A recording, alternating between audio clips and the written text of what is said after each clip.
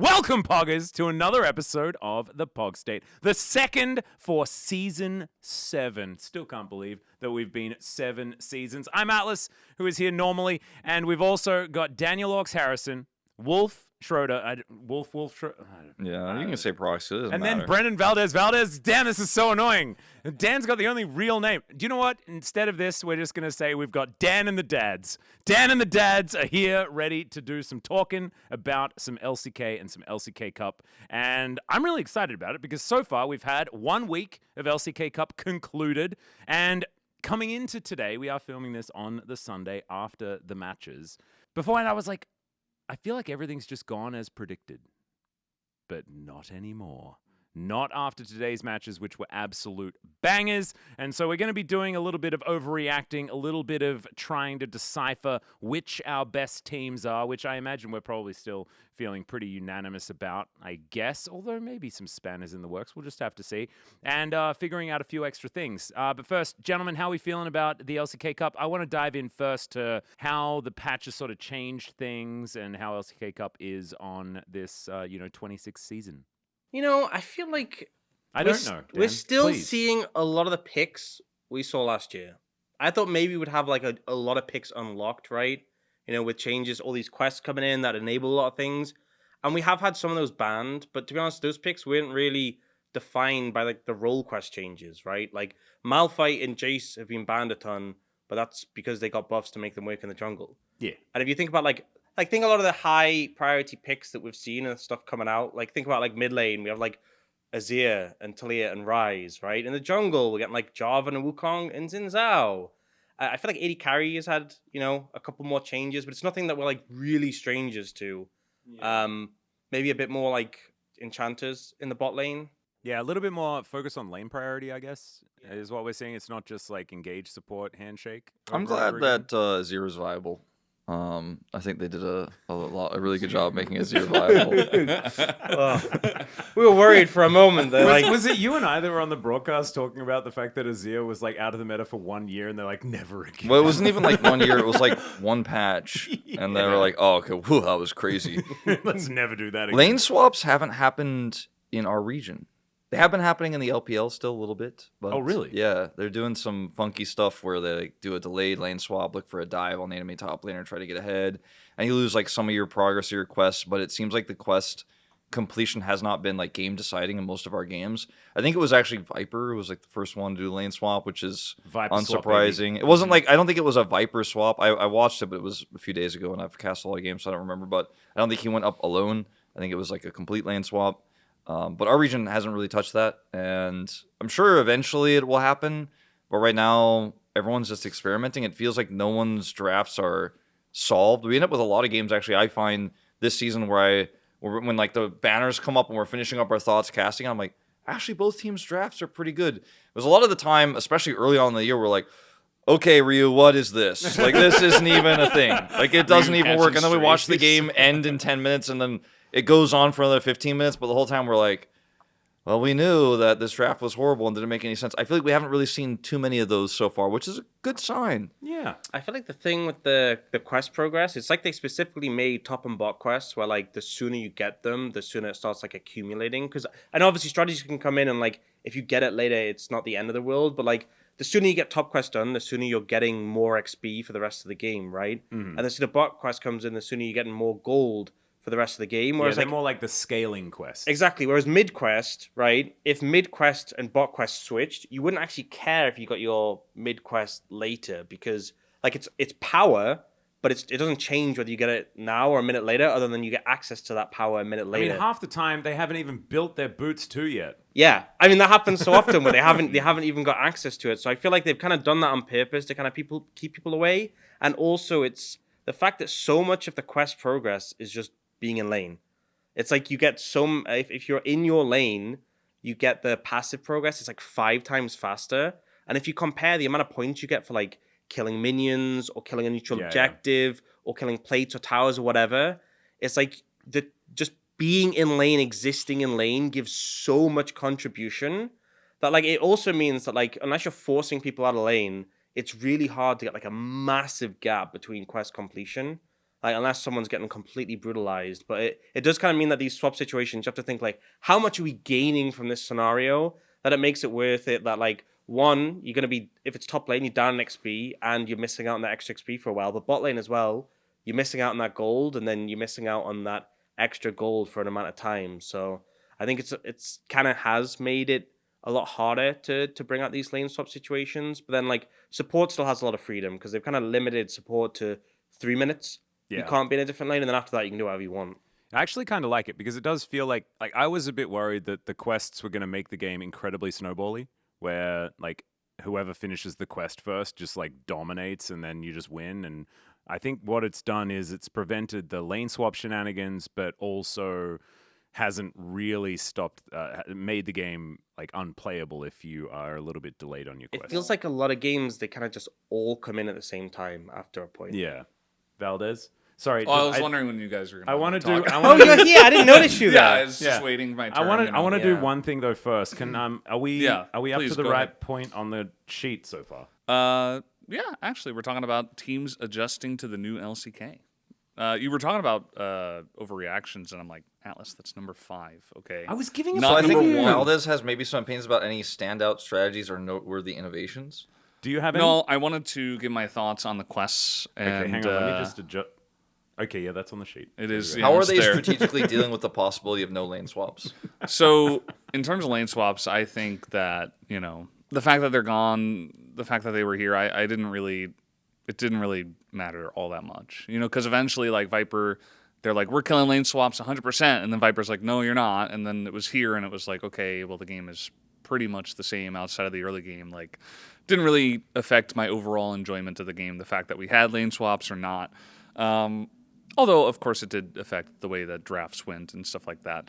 But for me, it's like with the quests, I was expecting it to be pretty fun. And in solo queue, I feel like it is fun and it's rewarding when you do finish your quest. You feel a lot stronger. And solo queue is a lot less straightforward. It's a lot more volatile. There could be players that are much farther ahead of their opponents because of the state of the solo queue game. But in pro, it just feels like they just finish their quests and like nobody really cares. We very rarely mention it. We mentioned it the one time that Faker like forgot to finish his, or he was just like so far behind, and then he finished it and we were like, oh, okay, it's done, and then like that was it. So I was hoping for it to be a bit more impactful, but it just feels like we have all those icons and we're just like, hey, they did it anyway. Like the game is still. It would be more interesting if we visually had like a bar to see how close they were. Yeah, I feel like. maybe progress bars for the quest. Just would add be one cool. more bar under the experience bar, under the mana and HP bar. That wouldn't make things confusing. That'd just be good. Well, I think one thing with the quest is like in solo queue, like one of the top laners who was really strong and got hotfix nerfed was Kale, because you're giving extra XP and levels to top lane. Of course, Kale's going to be strong. And in jungle, one of the junglers who's been really popping off is Zed, because his clear is so fast. He's scheduled to get nerfed next patch, because if you clear really fast, you finish your quest quickly, you get more golden experience after your quest is done. So like these picks that synchronize with their quests have been doing really well in solo queue, but we haven't really seen that in pro. The meta's been similar, so despite the fact it's like, you feel like you should be incentivized towards... I mean, think about it. Before the season started, we were talking about like, okay, what are going to be like the best picks in each role? And you think like top lane, people are going to play split pushes again, right? We've added all these split push elements and you get the extra levels. We haven't really gotten So is that on the patch or is that just on our teams not adjusting? Because we have had, some stagnation over time in the LCK where they have been somewhat stubborn to change. I think that's the thing. That's the question, is that like, maybe a bit of both, is that like the LCK teams can be stubborn a bit, but also these strategies which can be really effective in solo queue, like farming up a storm on Zed and taking over the game, compared to the strategies that work so well in the LCK. I do think there is more for space for them, and we have seen some of these picks be very effective. I also think like scenarios, I mean, obviously Rumble's like a really strong laner, but we had that game from Keen where he kind of just printed money in a free matchup and took over the game. But if you think of top laners who can just take over the game on the back of a free matchup, then that makes sense. I think bot lane has been a space we've seen lean into it a bit more. The fact that we've had like enchanters and stuff leaning into the quest, and also every AD carry now going cashback because they now get more items and they're just like, we're printing the money there. But I think the other lanes, maybe there's, especially, I think junglers, like jungle, I'm surprised how similar the meta has been. Yes, so stagnant. It's just exactly the same as what we saw last year, basically. Maybe a little bit less Wukong. I've been enjoying some of the new champs we've seen in the jungle, though, or at least some that we have been teased with. We saw such as, Malphite. like, Malphite came out Yeah. a bit. Jace gets banned every single game. Stuff like that. Mbessa? Mbessa we see a lot now, Mbessa jungle which is is very I cool. feel like Mbessa is a very fun champ. Like, she can get fights started on her own terms and really take them over. I forget who it was who had like the sick. Was it Dudu? Was it like one of those casts where we were like, "This is the year of Dudu," and he was playing Mbessa. It was Mbessa He top, got the but sick he like. ult that he sniped the Aphelios with. Yeah. I think it was, yeah. So I don't know. I like Mbessa as a champ, so I like that she's there. But also, Aatrox we saw today. Kanavi playing Aatrox jungle. Even Nautilus came out. So I feel like there has been at least some experimentation with some of the new champs that are good with this patch. I just feel like those were all junglers that between Worlds and the new season, they all got like added jungle monster damage. And like we even saw some of them in the Casper Cup. And the new season was like, you know, I feel like, okay, what are we going to see now because of the new season? And it hasn't really shifted things. Again, like, you know, maybe I'm complaining too much because like you are right, we did get some of these new ones, but I'm just interested, like, do we see any teams really lean into it, especially when we have some really strong carry junglers who could maybe just take over a game on the back of that? Because we have seen games where, you know, like Ambessa getting like a 5-level lead in the jungle, you know. And I know Zed's getting gutted. There was like a hover on a Zed angle that I thought would be a really good one. We know players like Canyon and Ono have played It was it when before. the Trundle got locked in. They played Trundle. They were considering the Zed. Yeah, and I just feel like, you know, if you can get momentum and just get ahead in terms of farm, you can really take over the game, especially because like we've seen picks like Poppy still show up, and her clear got completely gutted. So I feel like if you had a pick into that just outpaced it, like I don't know what you would do.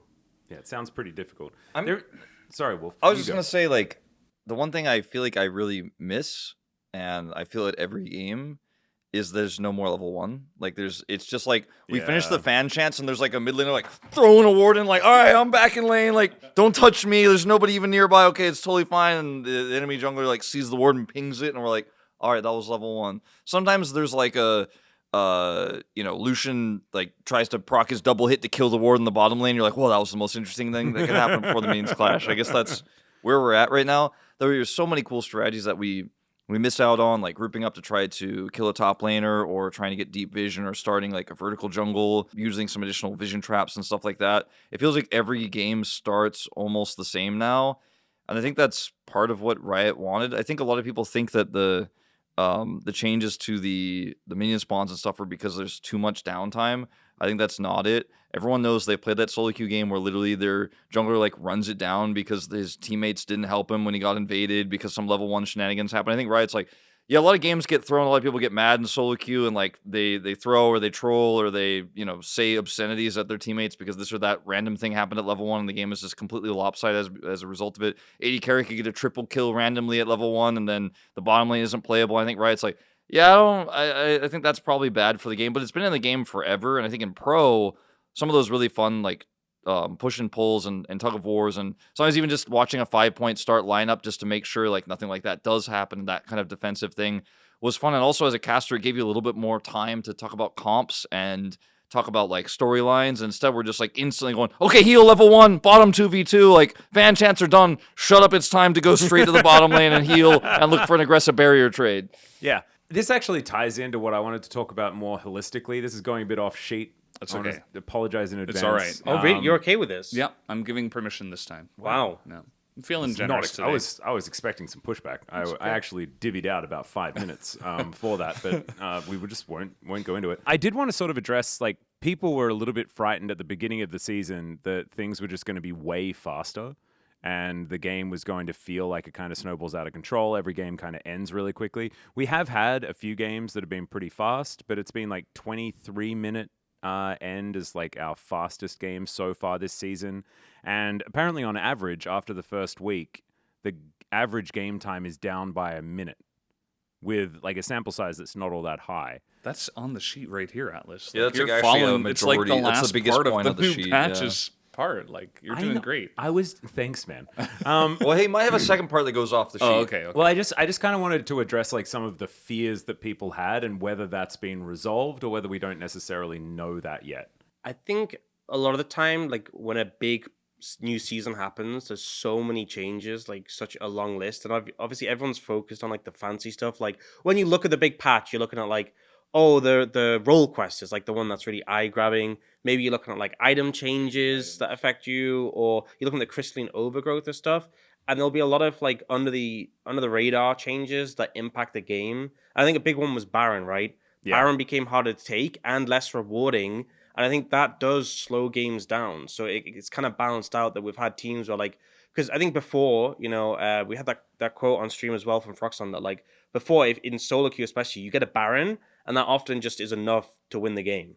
But now it's not as significant, especially like you get a Baron and you lose like one or two people. That's still a good trade. But now it's like, is it? Because you sort of, the gold is balanced out. You lose a lot of time on the Baron buff because they're respawning, and then you have to get something for that time afterwards. So, we've talked about it's been a lot more centered around the dragons, and if every game is playing towards a soul, and one team doesn't stack up all the dragons, then games will end up taking longer. So I feel like it's like a balance of some things making it quicker, some things making it slower. I also think that people, because you looked at the numbers for the role quests, and you look at like the list that says, okay, you get this for killing minions, this for killing plates, this for that. And people think, oh, well, one person might get it way faster than the other, but such a large portion of it's passive that we've kind of seen that it's rare to get a huge advantage in the role quest. So people thought, oh, if one team gets all their role quests done super quick, it's game over. But in reality, I feel like there's so many of the games we've had in the LCK, you hit like a certain point in the game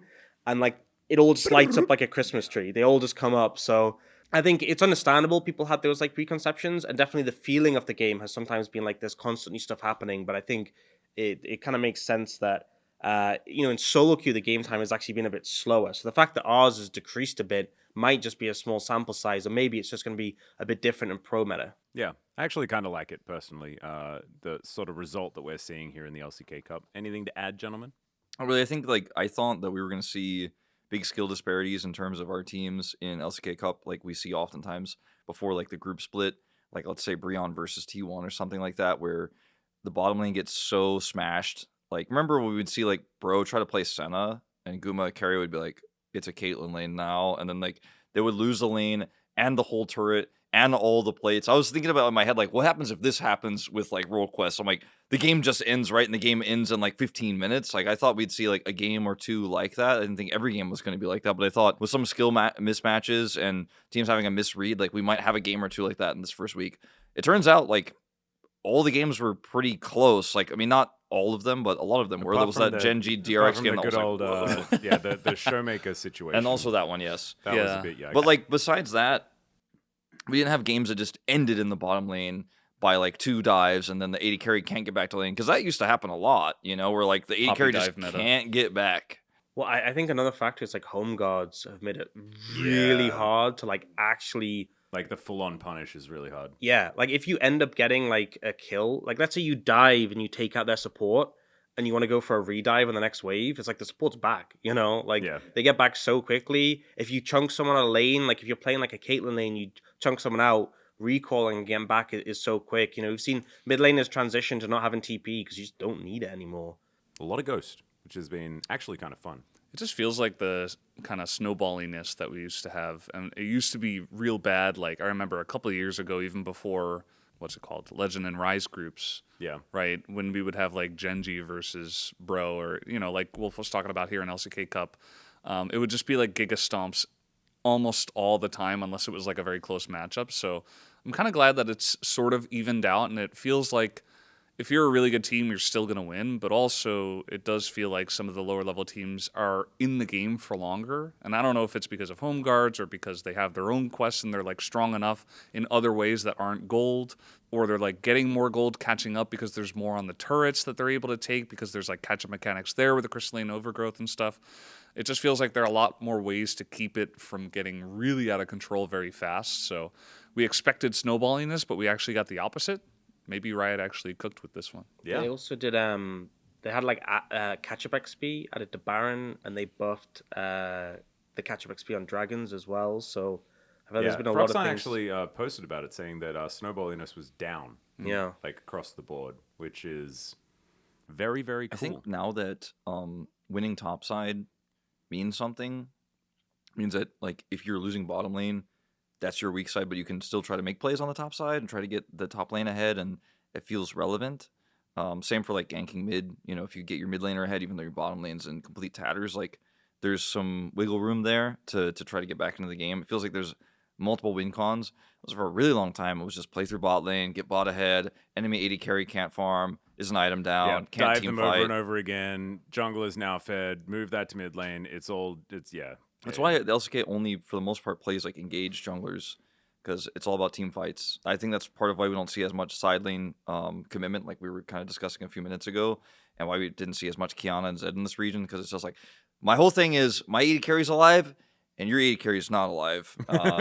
And so I think we'll see an evolution of maybe a little bit more aggressive side lane play with, you know, champs like Yorick and Camille and Fiora still having a place, niche, but like having a place in the future. That's my expectation. And now, to talk about one of the most contentious things that we've had introduced here in the LCK. It's not just in the LCK, but it is here for the first time for us, and that is the good old coach voice. And there is one thing that I want to say. Thank you to DRX, because without them, I don't think we'd have much to talk about. I'm not going to lie. Because I feel like none of the teams really utilized coach voice all that much, and then Joker came in and just said, you know what?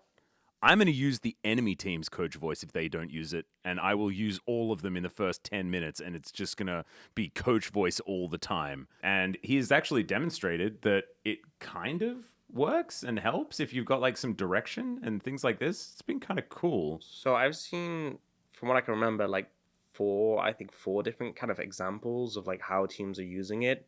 There's I didn't get to finish what I was saying in draft, so I'm going to use it. Get in the game, I'm like, okay, guys, let me finish, you know? Yeah. There's that one. There's the macro, like in between team fights, like this is how we should be setting up, this is what we should be doing. There's the pre-team fight, like this is how we should play the team fight, this is what we should be looking for. There's the one that Nongshin was doing today, which was summoner spell tracking. Yeah, that was kind of so cute. if you feel like macro's covered, it can be sometimes, like, we take it for granted, but when you're in the middle of a hectic team fight, it can be hard to track who's used all the summoners. And, like, you have to kind of rely on multiple... Does their Spectate client actually have the team chat as well? It may not have, like, pings and things like that. They might be. I mean, they might be notating. They might know by what they're hand. not tracking, for example. That could be kind of interesting. Maybe. We don't know. But it might be, like, if you're like, oh, this is a really... Like, this is vital information, or... We don't know. But either way, that was one way they used it. And then there is the final, I guess the fifth one. So there was 4 examples. There's T1... Didn't use it. Because I mean, they have Faker on board, but I think Ona had a quote where he said that they just found it, like, he thought, like, in the middle of the game, it could be distracting. KT found out about that on day one. Yeah. Yeah. So I think we've seen teams kind of experimenting with different ways in which they can get used. I definitely think there's ways where, like, to me, the after draft, let me wrap this up, and the summoner spell tracking, those are, like, the least disruptive, sort of hands off. You guys have your shot coloring game.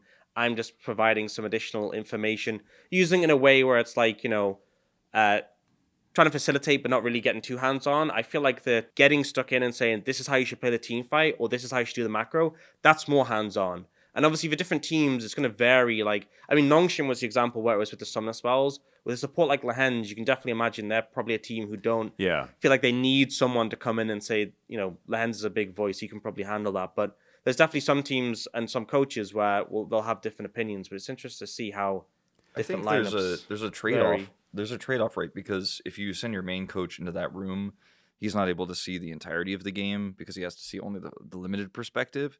And so if your coach doesn't want that, like, because it's going to create like this additional workload where when you go back, you got to watch everything else again, or you feel like you probably have to watch everything else again.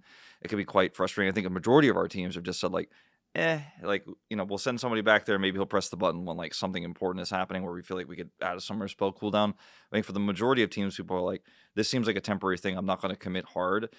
I do think that if this becomes permanent, like Fearless became permanent last year, right? Where people were like, not sure like how much we're going to spend resource-wise on this early. And then later it's like, okay, we really got to think about how we're drafting. We really got to expand these champ pools. I think people like Joker who have the first leg in, who clearly have prepared for this, will have an inherent advantage later. They're already kind of have an inherent advantage now, but I think you kind of need to create a role for this. You might even have to hire an additional staff for this role specifically in the future and have them trained to keep the comms clean, know what to track. You might even have like 2 people in there. One person's handwriting summoner spells down when they were shown in the chat and stuff like that. You So actually always just like, info. you get a shot caller. You basically get a role, and it may even be that like in the far future, like in a year from now, when teams have really figured this out, the sub player like Paulu or something might be his job to do that, like while he's sitting back there, and it also keeps him hyper focused on the game, is listening to the comms really directly, and he's probably learning a lot the whole time. There's going to be an evolution of that if it becomes permanent. Do you know what this says to me? It says that Beryl has a job after military. Could be. He 100%. probably did anyway, Yeah, that's probably good. but he absolutely does now. That's job security. I mean, I said it on the cast today. I feel like Joker has clearly showcased that he has a really strong understanding of what's happening in game. And for coaches, oftentimes you don't really know what they really know. You know, like when you watch Tom on stage, you're like, I have no idea what he said. And like Faker probably just said like, yeah, we're not going to play that. And then just did whatever he wanted anyways.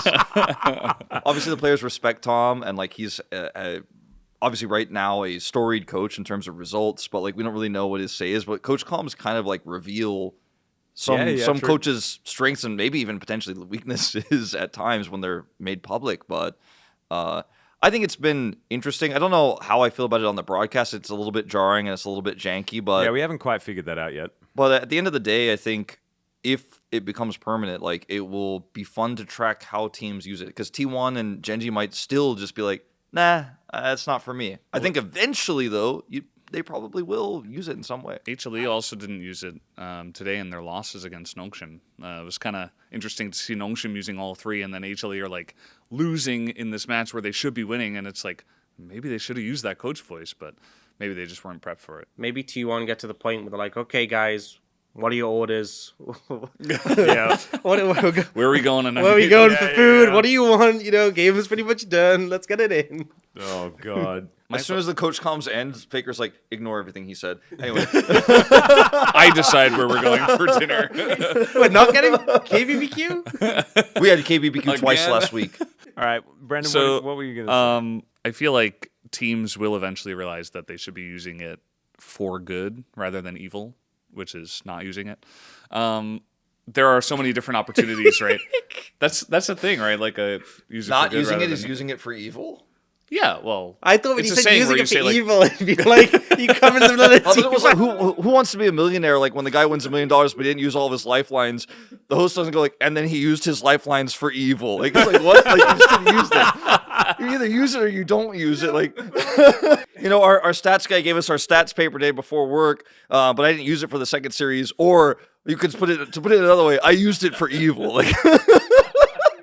I want the coaches to come in with like a Simpsons soundboard instead, you know, and it's like, I thought using it for evil would be like, Zeka, that was a terrible flash. Like after yeah, and then hang up the phone.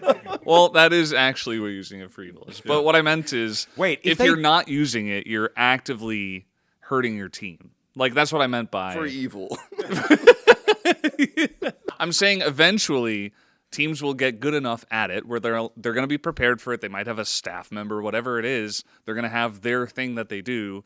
And if you don't have your thing, I feel like that will be to detriment of your team, right? I feel like it's just would be another evil. thing. It Not would be using it used to for their evil. detriment. Not using it to their detriment. Yeah. Or otherwise known as evil. Exactly. I feel like this is the same as the destructive criticism thing that you were talking about this no, morning. no, don't do it. I think the argument, I guess, because again, a lot of our top teams haven't utilized it very much. I think the argument they have against it is if you have complete systems working in game, what else do you need, right?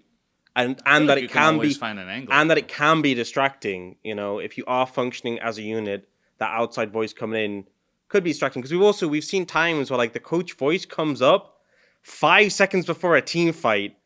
And I'm like, that's a little bit. I mean, the KT fight, yeah, I mentioned earlier, like, the coach voice icon popped up and they, like, walked in circles and then, like, I don't know, they didn't team fight and they lost. Yeah, but also there's the it happened today with DRX, right? Wada was talking about it, we were on the space, and he was like, guys, make sure when you team fight that you use the empowered stun from Renekton into the Ambessa ult to target like a main carry or whatever. And then the next fight, like it was well timed, the next fight they did exactly that. And I don't know if they needed that feedback, but it gets them kind of in the right mindset, because sometimes games can get messy and you lose track of what you should be doing. But I'm saying, like, that is obviously great for them and it worked out, but there are teams who don't need that because they have, maybe a GOAT mid laner who says, guys, this is what we're doing. Also known as the evil teams. Like the point I'm trying to make is that it's very clear that, maybe a team who have a really good shot calling structure internally within the players might not get as much value. Yeah, I mean, they already have advocate. this role built into their comms, Yeah. basically. I mean, that's what teams like DRX wish they could have. And, like, we've seen teams like D+ be really good but not figure out their shot calling. And it just is like, oh, they brought Barrel in, it didn't work. We remember when Bible came in on the previous version, it didn't work. It's like, they needed this, but T1 never needed this. I mean, That's actually a team that I thought would be utilizing it. I thought CVMAX would be on that phone over and over again. He said he held his finger next to it, but he was like, they did everything I said. Well, what it's kind of similar in some ways is like originally teams didn't have coaches, right? And in a lot of teams, the support was kind of like the de facto coach. Yeah. And would they'd come in with a notebook and they'd be the ones like doing a lot of the draft work. And when the coach role was introduced, those players who'd kind of like their role in the team was being that person who had that sort of game knowledge was less important. So like you think of a player like, Kerry obviously has a ton of game knowledge, but like very mechanically gifted, really good in the Rift. Back in the day, pre-coaches, it's like, your support essentially was your coach for a lot of teams, right? And then when you had the coach role, it's like, well, we no longer need our coach internally. So maybe that's like one of the transitions. But obviously, like with the coach voice, you only have these little segments and you still need like the shot calling structure over the rest of the game. But it does make you think like, how are things going to change? Because obviously the coaches, each team having a coach, did change things a lot from what we were back in the day. Yeah, I still remember the bros. Remember the bros used to like be really good at the first 5 minutes of the game and then have absolutely no idea what they were doing. Or DNF. Yeah. Imagine if they had like a little bit more direction in mid to late games last year, where they would win early games pretty often and then like just absolutely fall apart. In the could have game, been real good. You know the one I'm talking about. That game that they couldn't finish, that they should have won. Oh, God, yeah. If they just had someone come in and just go, guys, chill out. Please just chill out. It's, maybe that's all they needed. That would have been the or difference just maker. group up, push top right now. Don't put the AD carry alone in the enemy base. Yeah. Yeah. Guys, don't get hit by Kaiser W. So for me, that was such a painful game. I just think that I'm actually pretty positive about coach voice in general, because I've always liked getting the coaches more involved and having more opportunities for strategy and for teams to like figure out a way to actually utilize it to become better and stronger. And faster? also, yes, and smarter. It just feels like in the past, like we always had this issue where we didn't know which coach to vote for like coach of the year and stuff like that, and we still kind of don't, even though Fearless came in and we were Joker's like, the forerunner for me. But like now it's like, hey, we actually get to have an inside look to like how the interworkings of at least this relationship, the small, tiny little snippet of the relationship between the coaches and the players, and like how do they use it and stuff like that. Like I am curious eventually when CVMAX does press the button, what is that going to sound like versus like Joker getting in there and being very positive and like a supportive sixth man. CVMAX might be using it for evil. We'll have to wait and see. But I think I mean, he's currently using it for evil by your definition. He's not using it, so I think he could be getting value. He's like Walter White. He's like, I could have pressed it, but I didn't. I think teams will eventually use it more than they are now. I think if it is like one of these things that is going to be like strategically cool and all that sort of stuff, and so far like getting the translations for the coach voice and being able to like put that on the broadcast and learning more about how the teams sort of function is pretty cool. I'm looking forward to more tape on it, but I think we have to move on as it's time, and I want to keep this brief because I really don't have very many feelings about the right of first selection, outside of the fact that I find it annoying to say. So maybe instead of talking about our opinions and how important it is to be able to choose side selection and side of the rift independently, maybe we talk about how we're going to say it in a more fun way. I just want to first start off by saying, like, I feel like this was completely unnecessary. This change, like it just doesn't. We ended up with like, okay, so now first pick is on red side, That is kind of what has happened.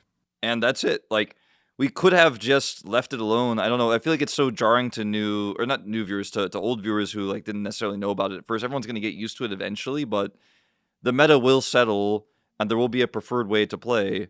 That is how it goes. That's how metas work. You can't. I think the idea feels really cool if, like, we get into best of fives. Maybe there's something that gets really interesting there, or you have a red side specific strategy, but that's never really been a thing. And now, like, if you want to play red side, it's just like split away from first pick, so the enemy team gets another advantage. Anyways, you can't really use like side selection rather than first pick because have you noticed teams pick either first pick or second pick? I don't think any team has chosen. I chose red side. Your move. Like that's not how. Like the pick has always been the most important thing. Like it's a draft decision overall because the Rift is balanced. Like yes, red side has some strengths, the blue side has some strengths, but the Rift is pretty balanced overall. It's always been about draft in my mind.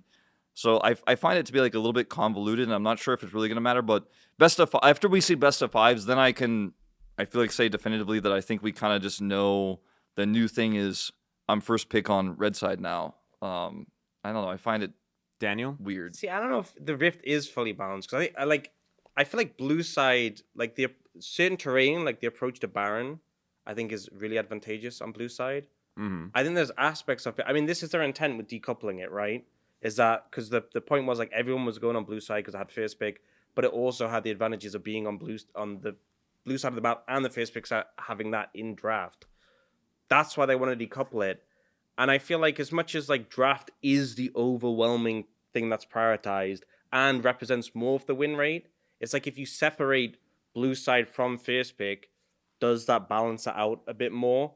Like if you think, let's say, I don't know, like pulling random numbers, let's say first pick represents like 5% higher win rate and blue side represents like 1%. Together that's 6, but if you subtract them, that's only 4, right? So it does bring it a bit closer together and balance it out. And also, like, I genuinely thought that going into this week, we would see every single game would be like, okay, it's going to be, first pick, okay, we pick blue side. But we've actually had some variation already. And, maybe that's because of the meta, and that might be the case. My favorite was T1 being like, we picked second pick. It's Lucian Renata. Or sorry, Callista Renata, rather. Yeah. They're like, it's Callista. Guess what? Yeah, we have counter pick. But actually, like they did like that is a trap that we've seen many times after you come out of draft. As I'm going to knock this over again. After you come out of draft on that side of the map, like that side of the draft. Sorry, now that it's decoupled. See what I mean? It's a little convoluted. It is a little bit confusing. It's a little but we'll get used to it. But we did see that trap actually performed like a couple of times, especially recently in the Kesper Cup. So I actually kind of think that like that's good utilization of it because like you see the Callista come down, you've already picked your support. You can't stop the Callista Renata from coming in at that. Yeah, sure. I mean, I don't think it was a bad pick and it worked out. No. Like, I'm just saying like it is like out. utilized strategically. The things I will agree with Wolf definitely though on is the fact that it does make things really confusing. And especially when you think about like, I mean, just an example, when we write down like our picks and bans for the draft, yeah, so much more confusing now because it's like, well, this team's on this side and then I have to write like, oh, well, they were first pick or they were second pick or whatever, right? You have to like, you can't just know that they were on blue side, they were first pick, right? Because they could have been on red side and first pick is the more common one. But also now you could be on blue side and be first pick. So I think just it makes it a lot more complicated to kind of keep track. You have to actually divide the pairs of picks so that you know which team picks pairs. Well, you know what's interesting? I came from Heroes of the Storm, right? That's the other big MOBA commentator. You could call Overwatch a MOBA, but not really the same thing. But in Heroes of the Storm, we always had this, which was first pick or map selection, because Heroes of the Storm has multiple maps. Yep. I would say, in my memory, maybe 15% of the time, teams would pick the map. Almost every time, they would pick first pick, because it means you get the strongest pick on the patch, et cetera, et cetera. So, like... Zeratul. At maybe one brief moment. For the longest one, I can remember it was like Luther or Genji. But, I think that... I don't like. I see like the idea behind this was implemented so late. I feel like in my experience, no one really besides the leak that came out, like there wasn't a whole lot of discussion about it, like leading up until when it happened. I don't know how much time teams necessarily knew about it to prepare for this. Maybe we'll see they get better at it later. Like if we'll see some more cool tech and some more cool strategies. But I feel like, is it worth it for like maybe that tiny change or like maybe that one cool strategy every once in a while for all the convolutedness about it? Like that's where I'm at. I'm not sure yet. For me, like, I don't think it's that convoluted. I actually think that, like, I think the thing that's happened is that things have gotten a little bit more balanced based on what Dan is saying. Like, decoupling it just means that you don't get the benefit of blue and first pick at the same time. And I don't notice it. You know, like, I think that, like, I'm focused on the team that has first pick as the most important thing for, like, understanding who's going to have priority in the draft.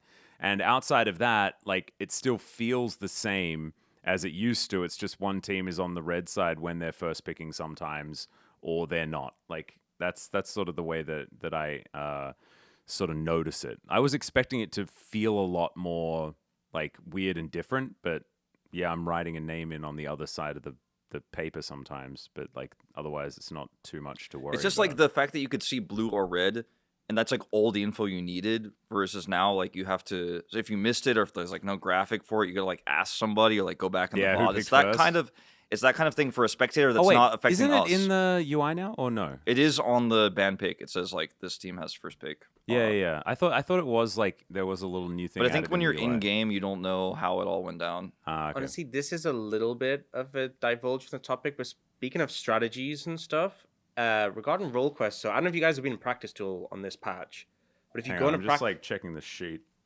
It's okay. Practice tool is Go ahead. Okay. well, but if you go to practice tool and like you're as a solo player, it'll have a little pop-up that asks you like what role quest you want, and you can select it, right? Because obviously you're a solo player. Right, yeah, of course. Doesn't know, but like, because they've introduced role quests, and to my knowledge, like pros are like locked to their own role quest, right? You're locked to whatever role you go in, and there was talk about that like eliminating strategies, right? It does, because before we used to be able to like Malrang the game where you to like, oh, I'm playing AD carry, but I actually took smite and I'm going to the jungle. Obviously, they've changed a lot of that in general before role quests came through. Like you got locked into support item back on last year's patches. So, But I feel like I just don't know why they don't just do that, right? And maybe it's like, oh well, it's like the Oh right, you just go in and you can select which one you want. yeah, and maybe it's like, oh well, it's a mental load of pros having to do that all the time. But it's like I feel like, especially like if you think like No, I think that what they do is they don't want it to feel different to solo queue.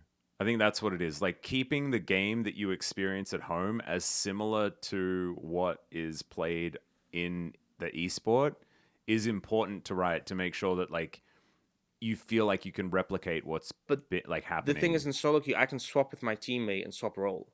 Like if I get in the champ select in solo queue, I can say to my teammate, "Hey, I got given mid, you got given top. Let's swap roles, and I get the top role quest." But to my knowledge, the pros when they load, they have like if Doran is top, he is top. He gets a top role quest. He loads in with top role quest, no matter what. There's no way for him to get the mid role quest. Right, okay. So what I'm saying is like having this function, like there could be a situation this where is actually a really good point. we've Yeah, had that's kinda people cute. move to different lanes, and because I didn't know happen this with lane swaps all the time. until I've gone into the practice tool and saw it has a little option to pick it, and I'm like, I feel like something like that would enable these strategies where, And maybe again, they could just say like, yes, you can now just do I'll swap the role quest type button.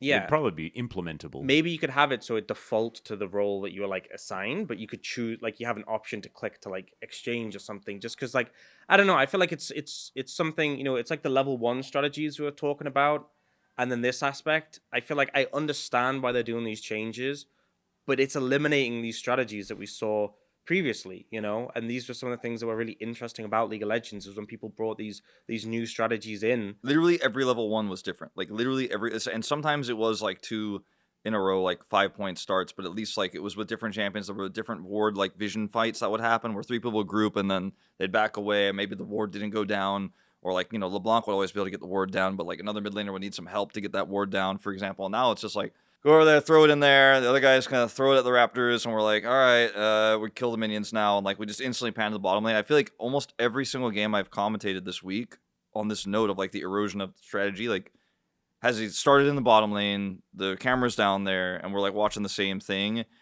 And it's like as soon as the fan chants are done, we're like in the game and it's like right there. And maybe there's like a small little like fight over the ward in the bottom 2v2. So I want more strategy. I understand that lane swap was maybe a little bit too much strategy and a little bit too much different from solo queue, and so people didn't understand it and viewers didn't like it, and some top laners really didn't like it, obviously, but it's a lot all at once, it feels like. So Yeah. I don't know whether level 1 is necessarily the thing, because what we have kind of got is the macro around mid game, I feel, is more interesting now. Like without Arakan, like I feel like every game was just like we'll just throw at very like true. each objective over and over again, and like that's going to be the play. Whereas now, I feel like there is a lot more like, do we actually try for the Baron? Are we going to go around Baron so we can look for team fights? I Are we 100% going to like split that push? more. Like I feel like the mid game is a lot more interesting with the variants, I guess. But maybe that's just like the interesting games that we've seen this week have benefited from that or something like that. I'm not entirely sure, but like it feels to me like that has at least gotten better at the detriment of Baron level used 1. to be like such a okay, we got like an even slightly favorable exchange here. It's Baron and like we empowered recall and then we push lanes, and now it's like the game we saw today where we won, we get Baron, it's like not quite. Faker made the play and he denied it. Like that has been way more fun. Otacon I always thought was kind of like get this out of here, and we did. Well, Yeah, we especially did. like before, it was like, oh, we saw jungler recall badly on a ward, or like go a little bit towards the other side of the map. Let's just rush Baron, you know. Yeah. They cleared a ward for like 2 seconds. Oh, and it's done. Okay, you know, they have to approach in the fog of war. And I think what's good is that like teams have so much more time to approach. Yeah. So like even if the team is like we're committing to the Baron, we're getting it, like you have more time to move in. Because I think what often, because the thing is, being on Baron is supposed to be a detriment, right? You're taking damage, your resists are getting shredded. But what ended up happening is that the other team had to rush in so quickly that they were going in the fog of war, and it'd be favorable for the Baron team because the engagers could just come out the fog of war and pincer them in a lot of situations. But now they have time to approach, kind of move people on the flanks, and really set up for it. And also, it's just less important to actually secure the Baron itself. Like Yeah. if you end up in a situation where they get the Baron and you wipe them all, you're pretty happy with that. Yeah, you kind of just win. And so that is a bit fun. I do want to move us on, though, as the sheet has dictated that it is time to move forward. And I do want to talk about the teams. Kind of missed it. I feel like talking about mechanics of the game, it irks me when we're an LCK podcast and we want to be talking about the LCK. So let's do some predictions, shall we? We've had a week's worth of games. We know all of these teams inside and out based on the performance. Obviously, DRX are terrible. They lost both of their matches. And so, like, that's just a terrible thing. KT and Nongshim very evenly matched because they are both sitting at 1-1. And D plus Kia are the best team in the league. Right? Yeah. I thought we were gonna make the predictions together. I guess Atlas just covered everything. No, I Right, didn't next- mind. what's next I on the didn't- sheet? I What's didn't next on the mind. sheet? I'm speedrunning. I feel like the LCK, with all of these changes that we went really in depth on. By the way, small little point I wanted to make at the end of that is that I'm excited that one small change, I mean, it changed the game a lot about like the Baron. Glass cones. Yeah, they didn't. I'm actually getting more angry as the years come along. Like, there have been so many disengaged cones this week. It's actually insane. The Lahens one really, like, It's so bad. I had you in my it's head. awful. I could see your face. And then I was casting with Wolf, and Wolf was like, "Yeah, I really like the angle that who was it, Duck Dom tried to take, where he like, yeah, he knew like if he went this direction, like he could link the two you blast bounce, cones to get away. flash, like, It's bounce, like bounce, literally the 0.1% of blast cones that get used for disengaging. But that was a good point. But it still irked me that I was on the cast during that. It was unbelievable. I hope they had more. Sorry for completely It happens derailing every your game. point. It happens every game. Is Phaelite in the kind of? Are they in Phaelite's the? fine. So I they're think, they're not in the same vibe. They're not in the same like category for you. Yeah, I think access to more vision can be dangerous. The fact that there's Phaelites and now can see how to there's get away. cheaper control wards and stuff because like metas have been defined. Like you think about Mata in the past where it's like, okay, well, Korea just broke the game because they figured out vision. You know, maybe that's part of it. Like, we'll have to wait and see. Like, we're thinking about how is it less snowbally? There's like so many different changes that came in. Maybe the fact that vision is a little bit easier has made it easier for teams to come back because, you know, I'm not so sure. Maybe it just makes the teams, maybe it should make the teams more dominant because it's easier for them to hold on to vision. I don't know. But I'm just glad that, you know, a relatively small change to the game, like it's just one thing, like Baron resistances and extra damage and like having it worth less has like totally changed the entire outlook of the way that huge objective is played. So it just feels like, especially with apparently League 2 on the horizon, League 2, maybe there's going to be more like big changes like that, because I feel like that's always the most fun, you know, because the game has been out for a very long time now. It's like actually getting big changes that change the way that everything is played makes it more League interesting. 2 times the blast radius of blast cones. It's actually They already have that with Megacone, actually. Yeah, I feel what like if the so Megacone many- had twice as much as so many games have figured it out though, right? It's like the Path of Exile thing, where it's like seasonal is the way to go. Make things like just slightly different Yeah. every single year or every single half year, and just go like that sort of way. Like Diablo 4, a good example of copying that and then staying relevant. We've had over the and over same again. Summoner's Rift for so long. Yeah, you yeah, know? but I Like, mean, Artican was there last year. There are 100%. like new things, like elemental They drakes changed came like the in. size of mid and stuff like that, you know, They like did, yeah. the river and all that. Yeah, yeah, Like that's like true. we had obviously issues with Atacon, and I think people were tired of But it. like by that's the the end of whole year. point, is that like if it's temporary, And then it's it's Yes, fine. exactly. Camtech Soul with Fog of War. Now everyone. that didn't last That very long. lasted like a month. I also think like when we go on years and years and years of playing or of esports, I think it's cool to have years that are like defined in a specific way. The juggernaut meta. But like last year was the Noxus year with Atacon, right? And the Fearless year, right? It's gone now. No. Anyway, Right? what's next on the sheet? Doesn't last right. forever. We need to be talking about the teams and who we think is better or worse than I guess they were presented. So I think what we should do is kind of compare what we're seeing this week to the results from the end of last year, based on where our teams were. It just feels the same outside of Hamaleif Esports being 0-2. Like Genji are super dominant; they haven't dropped a game. T1 are dominant, but they have fun with their food. DK is good at the beginning of the year, and who knows how things are going to Not settle later supposed on. to, you know, break the fourth wall of the LCK, Valdez. Don't Like everything, Don't all tell them these that teams, T1 will have a crisis in summer and then win Worlds, please. Just don't spoil Well, it. it's actually the nice four, that like, it's actually nice that T1 is, you know, the laning is pretty solid from Faker, and like things are seemingly pretty good right from the beginning of the season, where as it's been sometimes shaky here and there. I don't know, it just feels like all of our teams have changed rosters, but their identities are relatively similar, even though it's like a new year. I guess. So. Yeah, the KT is totally going to go to Worlds Finals again Worlds this year. are- Yeah, yeah, it's yeah. 100% same identity for sure. I think some teams haven't changed, right? Genji, unsurprisingly, still extremely good, right? So that's Weird. kind of expected. And I think some teams, they haven't changed that much, right? I think T1 is an example of it. I mean, to me, AD carry is the most slot and change role off the game, right? Whereas you compare that to HLE, where Peanut was obviously a huge part of how this team functioned and operated. And so changing him is going to have a much bigger impact. And they're going to have to work with Kanari to get him integrated into how they play.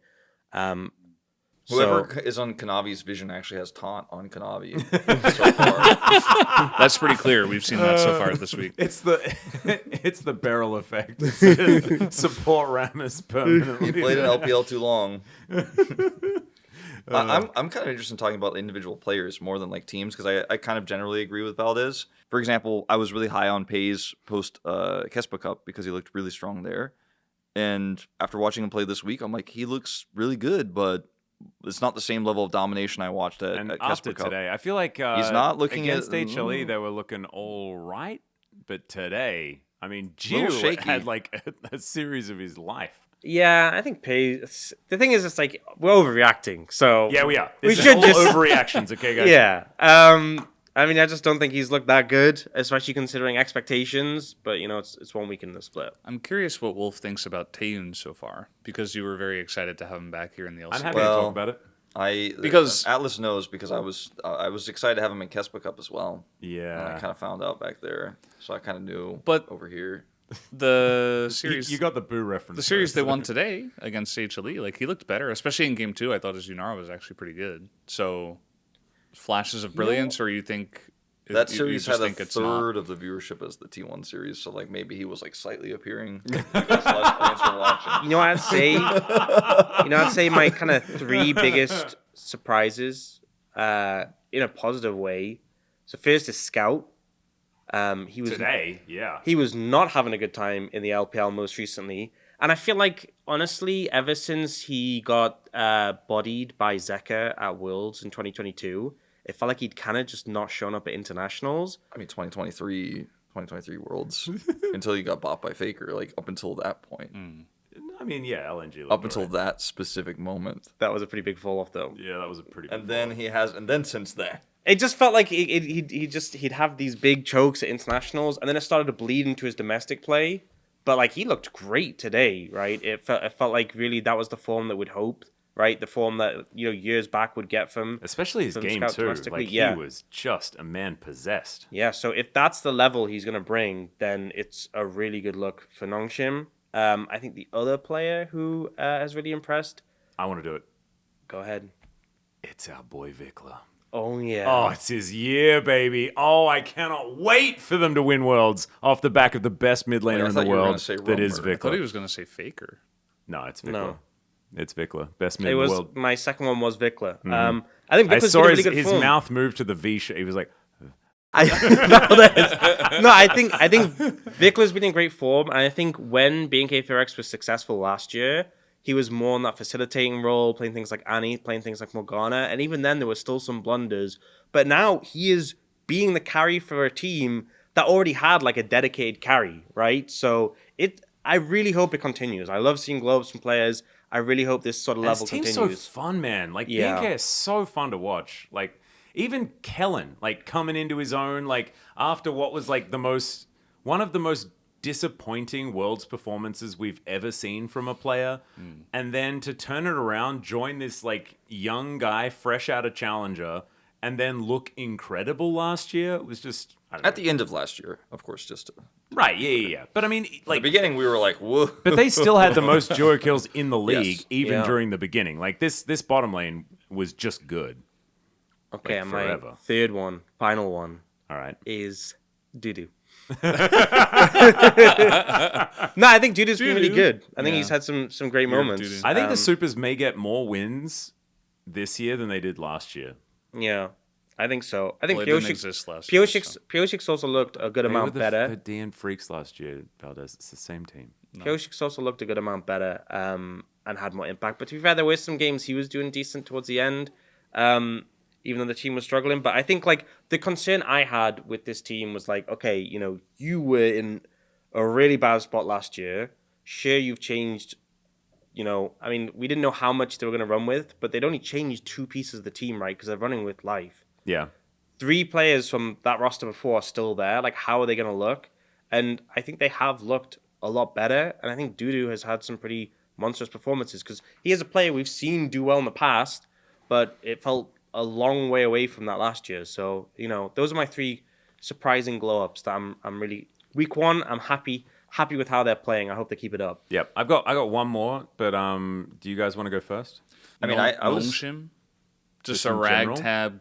ragtag group of guys just thrown together. It's like a kind of weird stew where it's like, well, I have some broccoli and here's some lettuce over here. We're just gonna throw everything in. Which one's Sponge? Is he broccoli? I think he's like the lotus root. It's Oh, kind yeah. of like got the little Yeah, holes in it it. looks spongy, I got Kind it. of looks like a sponge. Yeah. But it was the water chestnut. Interesting. Interesting interpretation. So I just didn't expect a lot out of this because they were good last year, but then it was kind of like They also looked pretty terrible in Kesper Cup, so I don't think we had very much. yeah, Like, and it was just like, okay, I don't think this is gonna work. But then like their team fighting today, like yes, HLE isn't. They haven't figured it out yet. I think eventually they will. With either they rein in Kanavi or everybody gets a lot more aggressive, or they got to figure out a lot of things over there. But like Nongshim actually did look really solid, like macro wise, team fight wise. I was actually really impressed that they like figured it out this quickly. So Yeah, my thing is like, I've been a little bit. Kanavi's been such a mixed bag. I feel a little bit disappointed so far because in Kespa Cup he was doing a lot better and he was also like, I don't know, trying to do different things. And now I feel like he's playing Briar every game. Like you can't stop attacking him. And I know I mentioned this earlier, but like watching him play sometimes I'm like, well, that's really cool. Like when he was playing against Nongshim and they like didn't expect what he was doing and Nongshim was like, he won't walk between 2 turrets and then like go past the inhibitor turret at us, right? And then he's just like dashing forward. He says nothing and like cues again. Like the rest of the team was like, follow Kanavi. Like, but I think that like that probably can't just be his one-dimensional playstyle. Eventually, teams will just be like, "What?" He and hasn't then done kill that him. his whole career, right, Dan? I know, but he didn't even do that in Kesma Cup. But so far in his whole career in the LCK or the LCK Cup, like he kind of has. So I want to see a little bit more measured Kanavi. I want to see Kanavi also show us some like cool picks like he normally does. Like, can we get Zeka on Tristana? Like he plays Lilia or something like that? Can we get something Ivern? interesting? Ivern, Oh, baby. because it's just been kind of him playing bruisers and see enemy champion must chase champion. He did do a lot of that. Yeah. I want to see more out of Kanavi. One thing I just want to say, I'm really happy to see Smash doing well. So far in like LCK Cup, he was good. Kesper Cup, he was good. But here in our first week, like I've been really impressed with Smash and how he's played. But mostly, I've been impressed with his attitude. He just looks so psyched to be on D+. Like that team seems to finally be gelling and figuring things out like as a 5-man unit. And we saw like there seemed to be a lot of stress on that squad towards the end of 2025. And so seeing like Lucid feeling a lot more like loose. Wrong word. Loose. That's also his ID. Yeah. It was a Lucid. clever pun.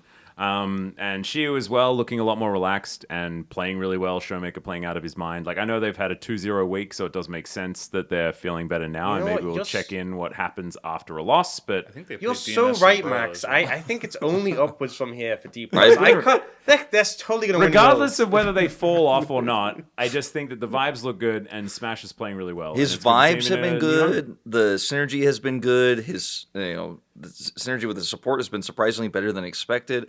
But I've been really impressed with his mid laner. Personally, I think his mid laner has really been quite impressive.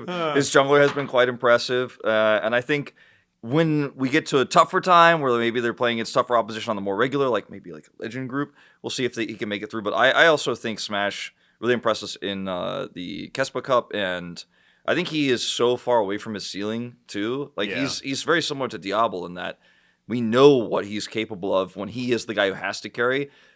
Fortunately for him and for D+, he hasn't really had to do it a lot. There's been games that won by Lucid. There was also the game for Showmakers. Like, I'm playing Echo, please notice me. The game was like not about him at all. He's like, look, I didn't lock my ultimate yet. Like, I'm going to use the mechanics. And it was just very funny. Whoops.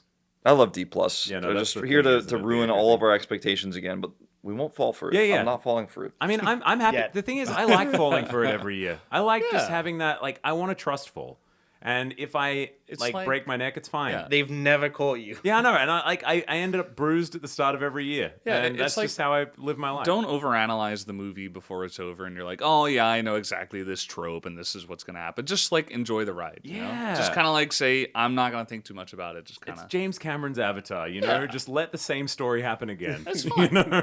It looks pretty, you know. Yeah, it's fun to be here on Pandora with D+. Yeah. I can't wait for Showmakers Tryndamere arc. It's gonna be the best, and Awa will come, Wolf. She will, as we know. Which is not a good thing for D+ in this case. Yeah, no, apparently not. Are there any other teams that we really do need to address? I don't think so. B&K sort of kept There's themselves some teams together. we didn't talk too and much about, like Genji Bro and Bro. said, But like we kind of know Solo Q Prodigy Roamer. we not kind of know mentioned. what we're getting from them. You know. I think we can talk more about Bro than because Genji are the same, right? Yeah, Genji are just the same, and they're really Yeah, good. but Bro, big changes across the Rift, and kind of didn't know what to expect. I figured it's gonna take time when you change everything to like get acclimated, but they've I definitely kind of had knew what to expect. some Yeah. struggles. You guys didn't mention KT Rollster at all, I noticed. we talked about it a little bit. Oh, that's true. KT Rollster got a bit worse. Yeah, they did. Otherwise, it's still just BDD and Cuz. they didn't No. keep their bottom duo. Where's yeah. Peter? DN Isn't he? Where is Yeah. he? Yeah, Well, that's it. But he doesn't Wait. play. But he doesn't play, so I guess we So don't where's really He know. and Peter. Sub. Sub. I Yeah. don't know. It didn't really work. I don't really but- want to talk about Bro. I just don't want to. Well, let's talk about BD and because they're still good. The rest of the team get it together. Yeah. The end. Hey, Perfect's still there. Walking funny. Like, have you noticed when he's walking around Lol Park, he's just a bit slow? Like, he plods. I didn't notice that. No. That's a really specific thing you've honed it on there. Yeah. That's what I noticed. Like, Dan and I, like, walked Are you past trying to him. imply like BD had enough? Like, No, he was just Is he a plodding. slow walker? I think or he just does had he'd had a decent game. He was playing fine. Like, he was just plodding. if you go 07 on Udyr one more time, he's like, I was playing set. I just had that skin that really looks like Udyr. Set, BD's got the long Digimon like keychain out. Yeah. Oh. No, I don't think so. It wasn't one of those things. He's just a slow walker. Fast on the Rift, slow in real life. I think with KT, like I do think Dr. and Peter's impact was sometimes underrated by some fans who were definitely of the view that there was only one player on the team. Which, as much as obviously BDD was phenomenal, I think sometimes people forget that, like, you know, getting to World Finals does take more than one player. And I do think the point that they do look weaker, right, is very true. But also, you know, I think losing to Genji is kind of expected for everyone at the moment. Yeah. So, you know, I think it's hard to judge too much on the And they back of spent that. all year losing to Genji to then beat them at the end. Yeah. Twice, you know. I think especially like when we look at teams who have changed the most players obviously going to have they're going to have to work the most to kind of like solve what they're doing. Genji changed no players and were already incredibly good domestically. So it's really unfair that you just like, they are just going to slam dunk a lot of teams. I mean, I wonder if anyone's going to be able to challenge them for the whole of the LCK Cup, to be honest. I Well, imagine. it's not going to be HLE this year by the looks of things. Yeah. I think it might be DK. I'm pretty high on this team. Me too. For real. So For real, actually. Let's play by play. The optimistic I'm pretty play by invested. play. I'm pretty invested. delusional. You know what it is? It's Career's vibe, where he kind of reminds me of Peter. And I'm like, no, eventually, like, they might struggle. Broken noses, like walking into the LCK after LCK Cup because we've trustfalled and just hit like face first. They'll be into the walking like ground. They have the right vibe, like where Smash We're gonna plod our way through. he's quite good, but like I think people don't know exactly how good he is. Kind of like Duck Dom. I think people think Smash is better than Duck Dom was at the beginning of KT's run last year. But like I don't know. I feel like maybe they're the team that makes the run this year. It's always like an unexpected team unless it's T1. But now But you're even You're saying for them, you're it's like- expecting it. You're expecting it, so Yeah. now then. Yeah. Maybe I'm just Stop ahead of the curve. expecting. Maybe I'm seeing it As early. they I'm say, LCK don't is just a repeating pattern, just like all It's a things in flat life. circle. Yeah, exactly. You know, so there's I a- feel like which is the next DRX? There's Because another it was weird- KT, Past even the though they fourth didn't wall, win. Like he keeps telling people the whole thing. or We have the script. We've You been know, doing this for a long time. Brendan- He's like behind the curtain with all the levers and he's just explaining how they all work. Brendan, there's another word for being way too early. It's called being wrong. Well, we don't know that yet. You know, I might be right. There's What happened? You know what? until it's observed. D we plus don't know win the Worlds outcome. like 2032, and he's gonna get this clip up and be like, "I told you so! I said they could do it." I mean, that's what people do on the You internet, know, it's like right? a completely different roster, right? And it's just like, okay, whatever. Honestly, I'd still give him props for it though. I knew they were going to win eventually. I didn't say 2026. I think it would be Yeah, kind of see? unique and different if we had T1 versus Genji in the finals of the Oh, World that'd be Championship. sick, Wow. wouldn't It it? hasn't happened for like a few years, you know. At the World true. Championship, I mean. Of Yeah. course, in every other finals, it has happened a lot. Yeah, Yeah. I thought you were being sarcastic, and you were gonna say like in the LCK finals, and I was like, wow. Which, to be honest, it's not actually. It's happened been like much 2 recently. seasons. Yeah, crazy. Whoa. T1, yeah, haven't really been domestically all that dominant. I think this year they're aiming to try and You need- get a little bit. They're more aiming to done. try to win the LCK. Yeah. Would you say? That seems to be what You they want can't to really do. do it, but I just think like, you know, wiping tears with money, but like with the trophies somehow. Well, we haven't won the LCK. Just gets another World's trophy. Just catching the tears in the trophy. They have been doing a lot of winning. Faker cleans his glasses with the trophy like polishing cloth. Like it's a huge microfiber cloth. He polishes the trophy with, and he just cleans his comically small glasses with it. Do you think he just bulk buys like the microfiber cloths? It's like he needs has to. those He's little got so tiny many- alcohol swab like those cloths, and he like uses them individually to wipe the trophy like daily. Unless they keep them in like a vacuum sealed cabinet so it can definitely get no dust on it. And then you'd never need to wash them again.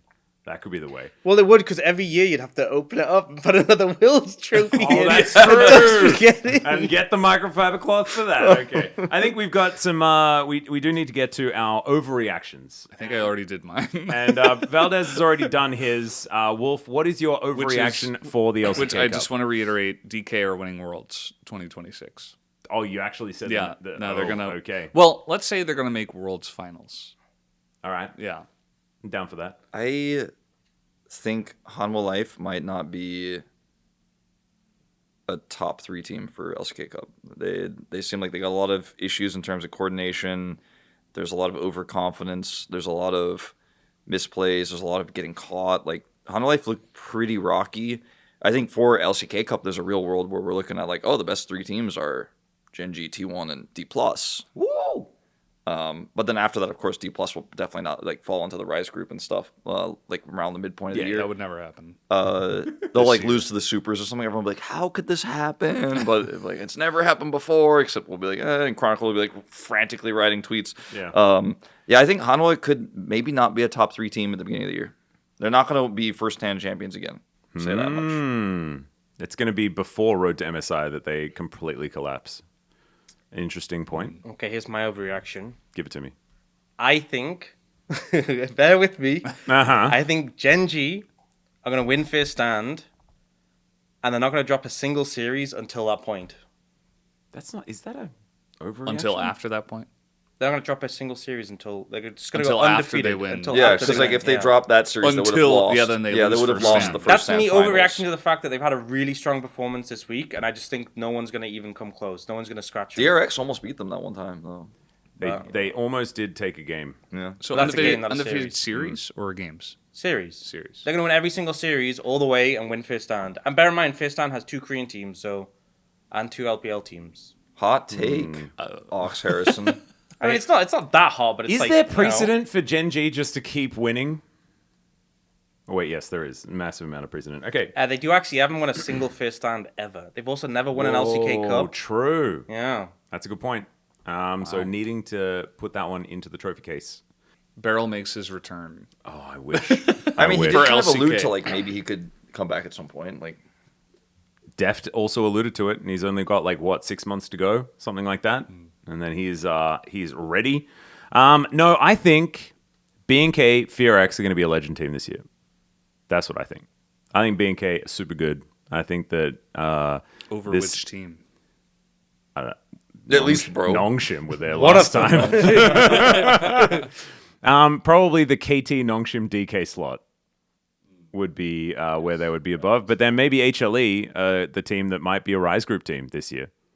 Like from what Wolf is saying. That's a more fun prediction, you know? Yeah. I mean, HLE could be in the Rise Group, and we could have D+ and B&K in the Legend Group, and that'd be kind of fun.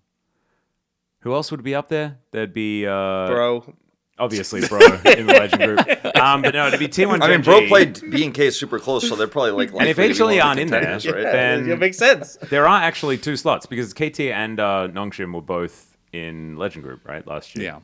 Yeah. So it'd be DK and B&K, and then, oh god, you could fit KT in there as well if HLE are in the Rise Group. That'd be kind of fun. Yeah, you could, but, maybe just throw DN Supers in there just for fun. Oh yeah, true. Can you? I don't think you can. Genji T1 Nongshim. Or Genji T1 DK. Yeah, DK, Right. B&K, and then there's B&K. another slot. If HLE aren't going to be in there, then there is another slot for a KT or a DN Supers. Yeah. Just throw You anyone know? in there. Depending on who you want. I don't think HLE are actually going to drop out, but I do think that it's D+ and B&K's turn. It's not KT and Nongshim this time around. That's what I think. Okay. But you're committing to the B&K one. Yeah, I reckon B&K looking good. We now get to close for a couple of minutes. Let's do that. Shall we? I'm going to go straight off the sheet because we've got Valdez here, and Okay. it's off the sheet. That's how we need to do it. We need Thank that's you. a wrap for today's Pog State. We're really excited to see how the group battle will end. Let us know what you think in the comments below. And don't forget to like and subscribe, and we'll see you next time. If you don't like or subscribe, you're basically evil. You're using like buttons and subscribes for evil.